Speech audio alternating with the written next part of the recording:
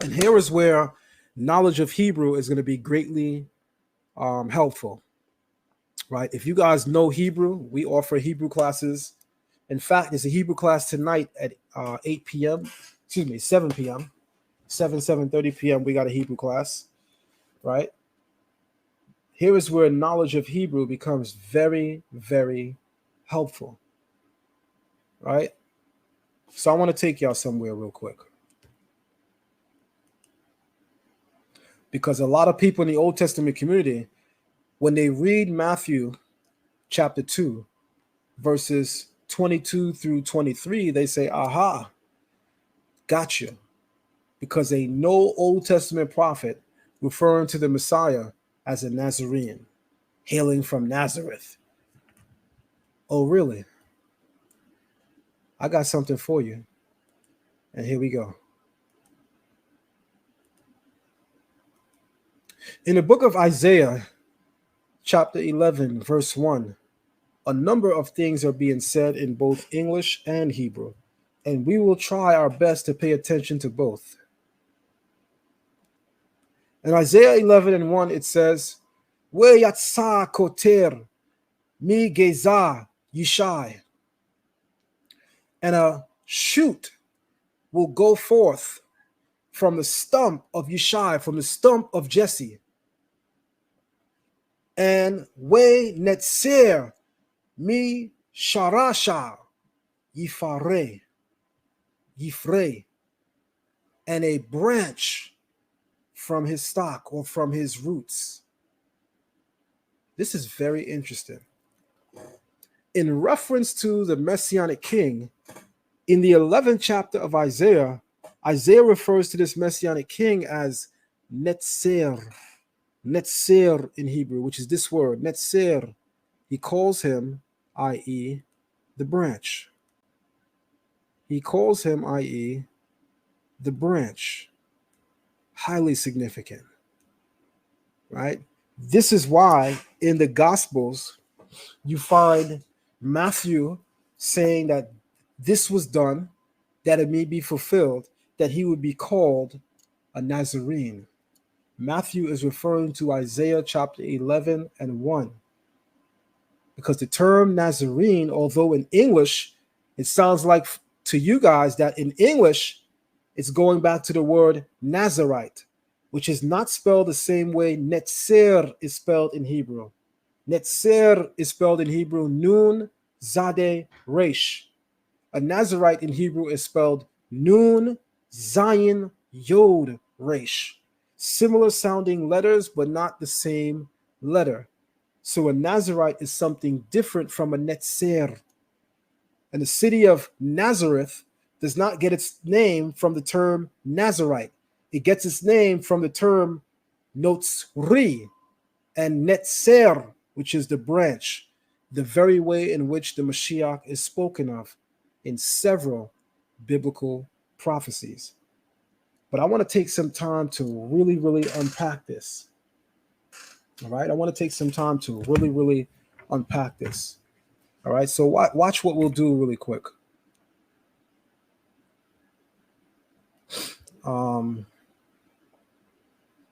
There's another portion in the Tanakh that talks about the branch, and that is in the book of Jeremiah. So let me show you guys something real quick.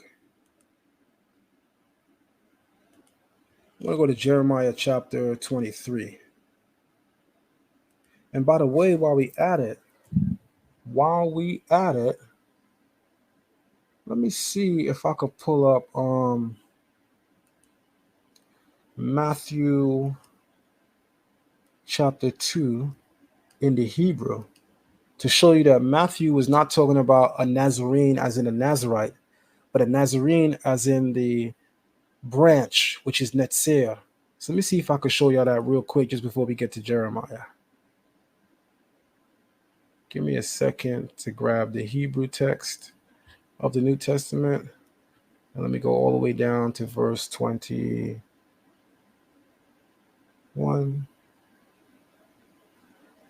Let me see. Is it marked? That's right. Boom, right there. Right there. All right. right there before your very eyes. All right, give me a second. I got it.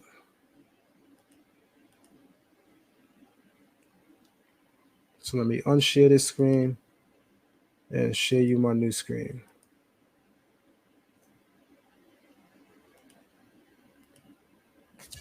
And let me make this screen a little bigger so everybody can follow.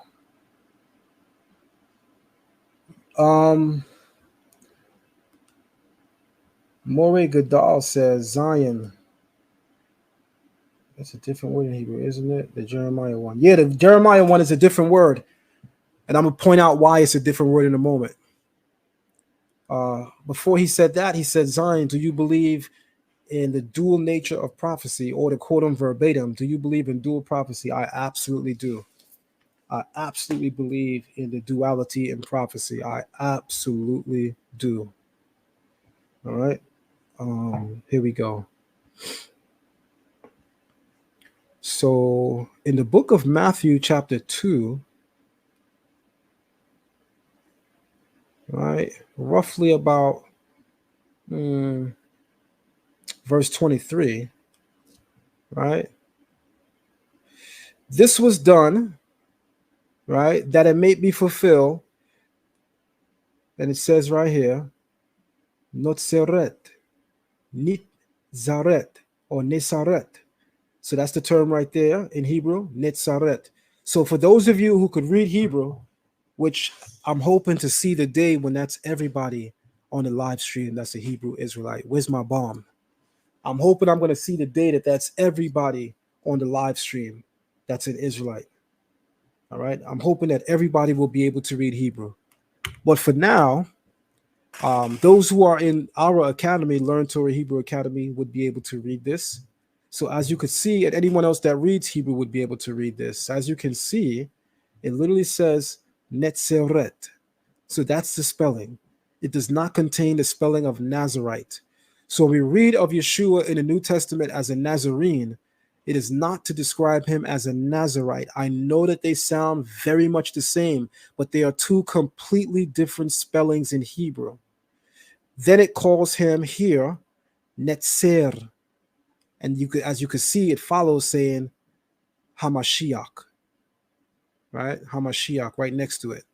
So right next to the term, you also have Hamashiach. Give me a second.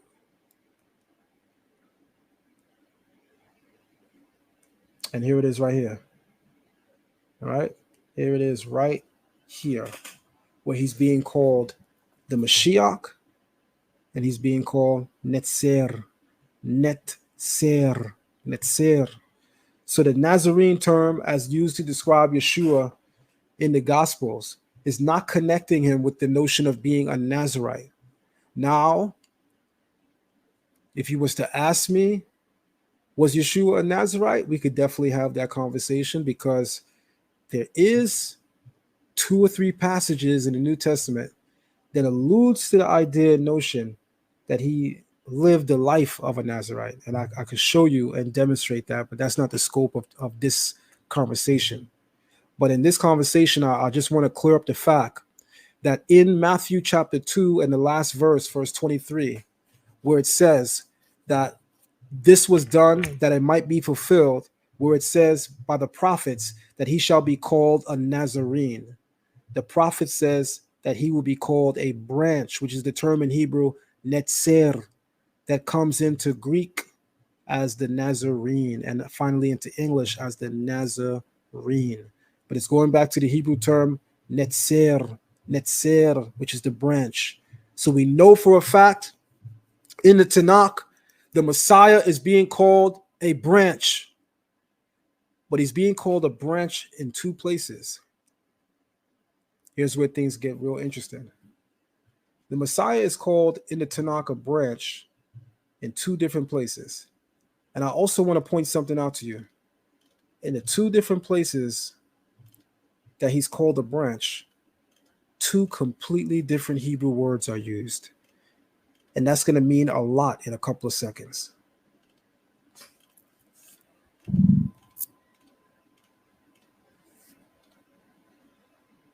Okay. In the book of Jeremiah, chapter 23, verse 5, Jeremiah also refers to a coming messianic king from David's line, who he also calls a branch. But for many of us, because we're not accustomed to reading the Torah and the Tanakh in Hebrew, we don't realize that there are two different words used in the Hebrew text. So allow me to show you this really quick.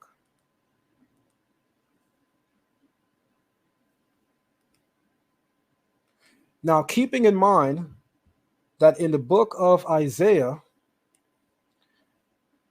the branch that Isaiah is describing is called Netzer, Netzer. And that's just the shoot, right? The term Netzer in Hebrew, that's literally describing the shoot or the stem, the protecting covering of a bud. Let me say something to you really quick, because what I'm going to say is deeply layered. So let me unshare the screen for a moment. The term Natsir in Hebrew, Natsir or Netzir, not only can it mean shoot, not only can it mean branch, but it can also mean protecting bud, B-U-D, as in the bud of a plant. What is the protecting bud of a plant?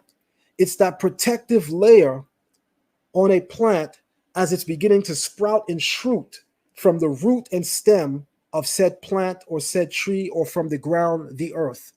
The protective bud is usually protecting the first parts of the flower that is beginning to emerge from the stem or the root, or the first parts of the fruit that's beginning to stem or merge from out of the stem. So a protective bud is referring to a layer that is protecting the leaf of a plant as it is emerging from the ground or from a plant, or it's referring to the first parts of a fruit and the protecting over it. That is referred to as the bud. So the term natsir in Hebrew is not quote unquote just a quote unquote branch or stem of a tree. It's the protective bud. Let me show you that really quick before we go on, because I don't want anybody to think that I'm capping. So let me see if I could take a screenshot real quick and show y'all.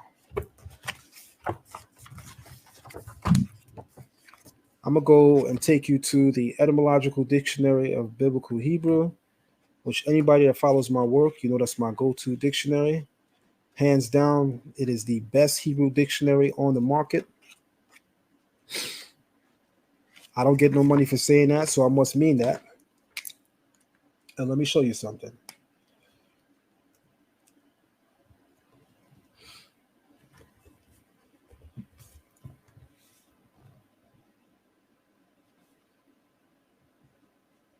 All right, boom. So let me take a picture of this so everybody could see. By the way, family, thumb up the video, share the live stream, and also, as always, support the platform. Support the platform. Show your love. Show your love. Here we go.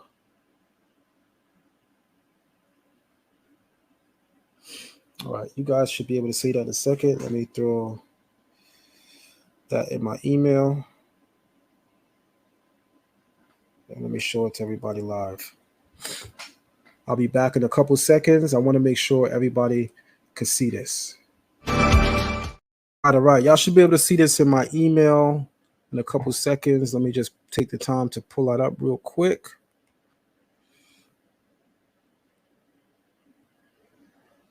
In the meantime, thumb up the video and share the live stream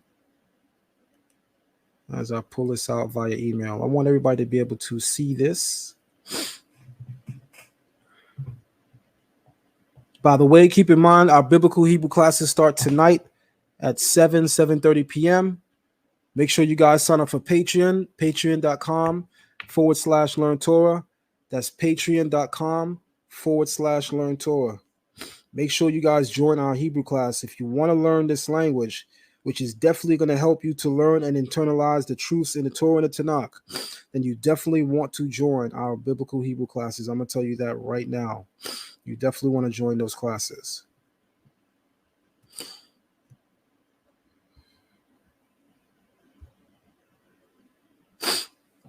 All right. Just waiting on that to come through soon as that come through in my email, I'm going to show y'all. Just give me a couple of seconds. There we go. I had a little lag, so I apologize. But it's coming. It's coming. All right, here we go.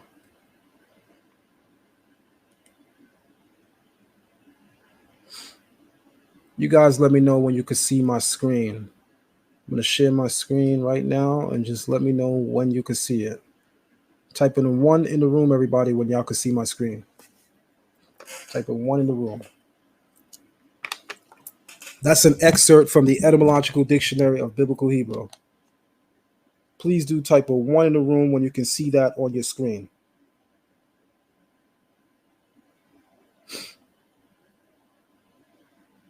All right, clearly. So, in the Etymological Dictionary of Biblical Hebrew, it's defining the term netzer. And let's see what the definitions say. One definition is to say controlling, and it gives you the passage in the Torah and the Tanakh. One says preserving from harm, right? Notzri, that's Psalm 25 and 10. One says protecting, Isaiah 1 and 18. One definition of netzer is a watchman. One of the ways of describing a watchman in biblical Hebrew is to call him a netzer. And then finally, in the book of Isaiah, chapter 11, verse 1, the netzer, the branch, is a protected bud from a plant. That is crucial, everybody, to where I'm about to take this. So please make sure you have this duly noted in your mental Rolodex. Highlight this, guys. Write this down. The term netzer, as defined in the Etymological Dictionary of Biblical Hebrew, it defines the word as a protected bud, as in a bud of a plant. It's that protective layer. That's going to be highly significant in quantifying to you what it is that I want to say. In the book of Isaiah, in the book of Jeremiah, both of the prophets are talking about a branch that would come from the loins of David, a messianic king, a messianic ruler. There's a huge difference, though, between these two branches, because Isaiah calls this branch netzer. Jeremiah calls the other branch zemak. What's the difference? Netzer in Hebrew is not simply a branch or shoot from a tree. It's the protective bud. It's that protective outer layer, and sometimes even the protective inner layer of a leaf, plant, or fruit, protecting it, serving as a protective hedge around it, so that anything coming to harm it is blocked off by its protecting hands or power. I'm going to say that again, because where I'm going with this is about to get heavy real damn quick. Both Jeremiah and Isaiah both describe the messianic figure as a branch. Jeremiah uses a completely different word. He uses the word zemak. By the way, I'm going to show y'all, I was going to say in a couple of moments, but I'm going to show y'all right now. Let me make sure I have it ready. I'm going to show y'all both words defined on the screen so you could fully see the difference between zemak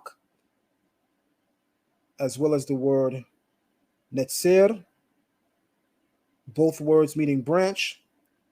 I want y'all to be able to see this for yourself. All right. So again, in the book of Jeremiah, Jeremiah chapter 23, verse 5, he's also describing someone as a messianic king who he also is calling a branch. But then he doesn't use the term that Isaiah does. In Isaiah 11 and 1, he used the term zemak. Why is this interesting? Because in the oral tradition, they speak of the Mashiach having two different properties. To the extent that the rabbis and sages of the oral tradition, they treated the Mashiach as if he was two different people. They referred to one as Mashiach ben Yosef, who would come into the world to suffer and die in order to protect and save his people. I hope y'all listening to the key words. The oral tradition refers to two messiahs, Mashiach ben Yosef and Mashiach ben David. Mashiach ben Joseph is coming into the world to suffer and die in order to protect and save Israel from their sins. Why is this highly significant? Because even the two branches described in the book of Isaiah chapter 11 verse 1 by Isaiah, in the book of Jeremiah chapter 23 and 5 by Jeremiah, are two different Hebrew words. One word, netzer, which is a protective bud, the protective layer surrounding the initial stages of the sprouting of a leaf, a fruit, or a tree.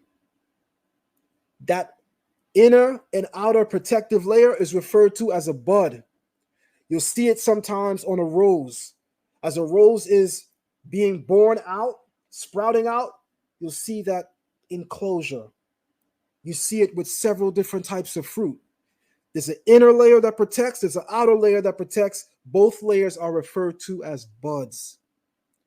Notice this term, netzer, is not just a branch, a shoot, or a bud, but it is a protective branch. Its job is to simply guard and protect. What does that mean? Its job is to stand in the way of the fire so that that which is protected does not get hurt.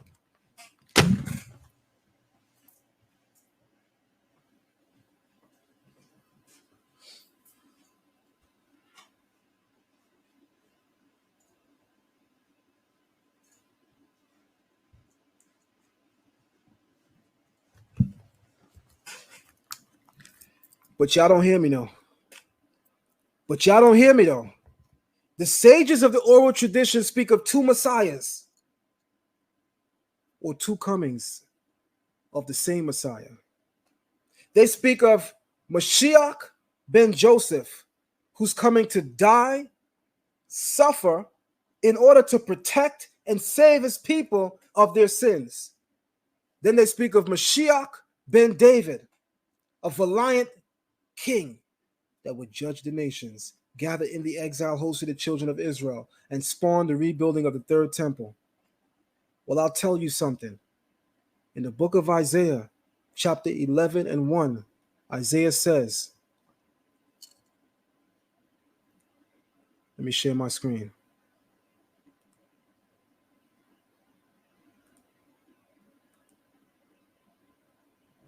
In the book of Isaiah, chapter 11,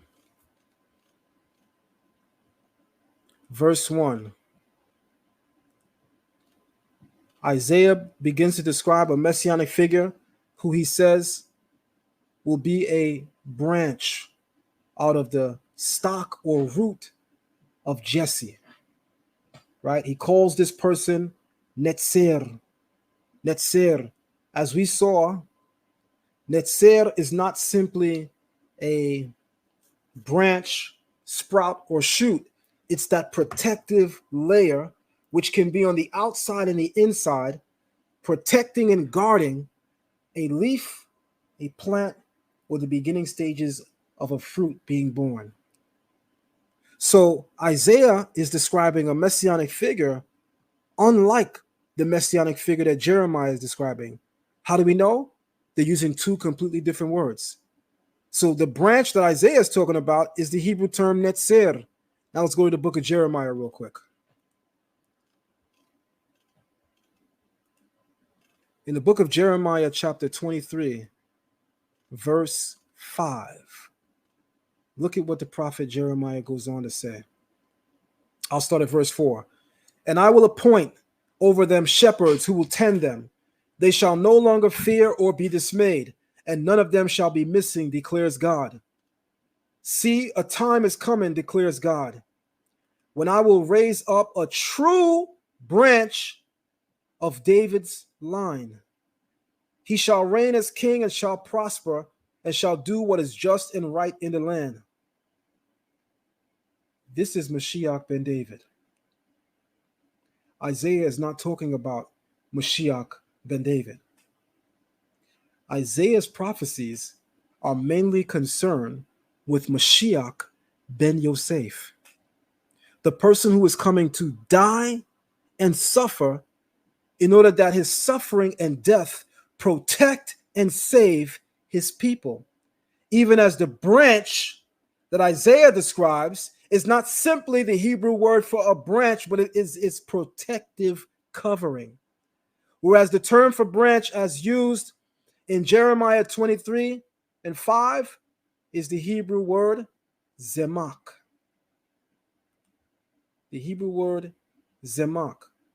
Zemak in Hebrew, that is just simply branch. That's it. It has no other meaning than denoting something that is shooting forth and growing. It's a branch protruding. That's the only meaning.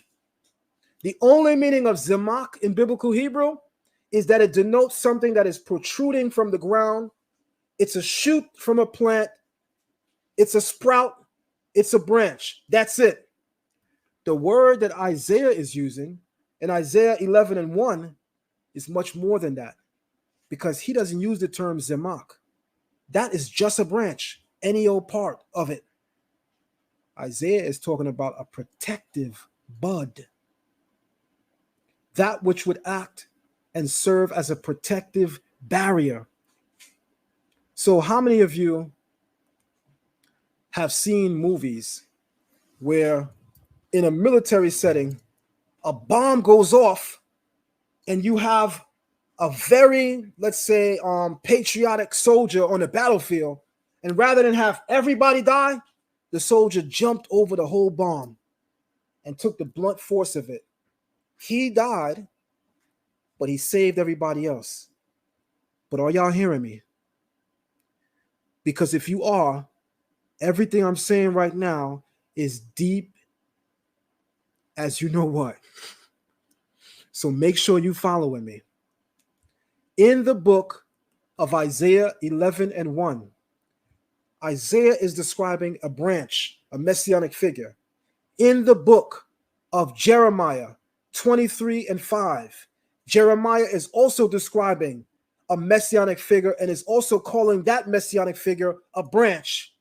The only difference is in biblical Hebrew, those are two completely different words. Jeremiah is simply talking about, figuratively, anyone that would branch forth, sprout from, grow, and emerge from the Davidic line to rule as king in Israel in the Messianic era. Isaiah is going a step further. Y'all want to get heavier? Woo! Y'all want to get heavier? Who comes first chronologically speaking? Isaiah or Jeremiah? Y'all want to get heavy for a second? Let's go there.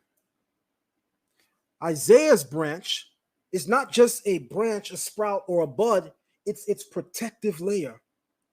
That which is protecting it insidiously, that which is protecting it externally, that which is in full protection of it.